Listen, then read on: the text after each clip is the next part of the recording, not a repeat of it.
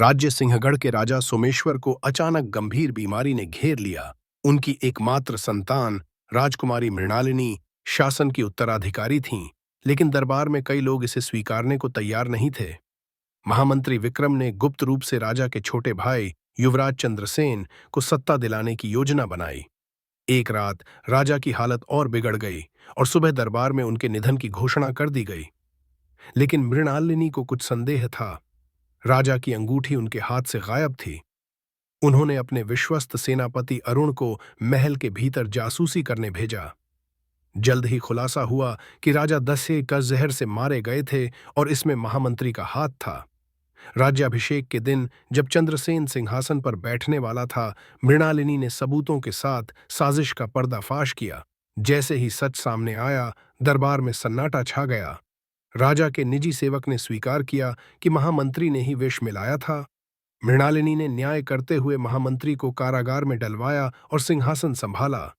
परंतु एक सवाल अब भी बना रहा, क्या चंद्रसेन भी इस साजिश में शामिल था या वह भी एक मोहरा था?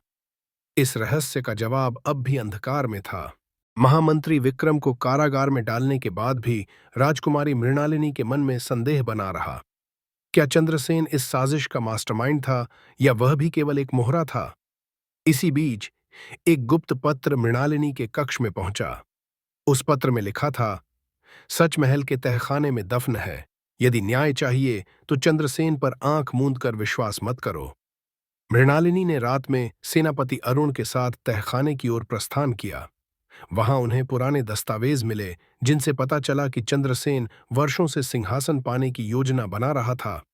सबसे चौंकाने वाली बात यह थी कि राजा के निजी सेवक, जिसने जहर की साजिश कबूली थी, असल में चंद्रसेन का वफादार था। सुबह होते ही मृणालिनी ने दरबार बुलाया। जैसे ही उन्होंने सबूत पेश किए, चंद्रसेन तिलमिला उठा, लेकिन उसके पास अब बचने का कोई मार्ग नहीं था। गुप्तचरों ने पहले ही उसे पकड़ लिया था। मृणालिनी ने निर्णय लिया, महामंत्री विक्रम को कालकोठरी में ही मरने के लिए छोड़ दिया जाए और चंद्रसेन को देश निकाला दे दिया जाए। सिंहगढ़ अब सुरक्षित था, परंतु एक प्रश्न फिर भी हवा में था। वह गुप्त पत्र भेजने वाला कौन था? क्या कोई और भी पर्दे के पीछे था? इस रहस्य को जानने के लिए देखिए आगे का भाग।